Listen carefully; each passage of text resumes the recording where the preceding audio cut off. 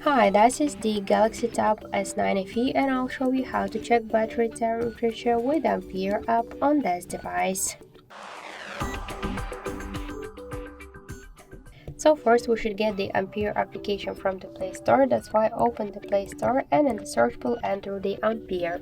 So now we should get this application. That's why tap to the I install button and wait a couple of seconds. After that, just tap to open the app, click to yes and repeat close, and tap to OK in the left-hand corner.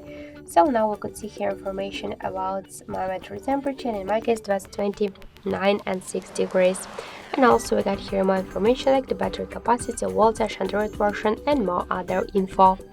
So that's it, thank you for watching, and if you like this video, leave thumbs up and subscribe.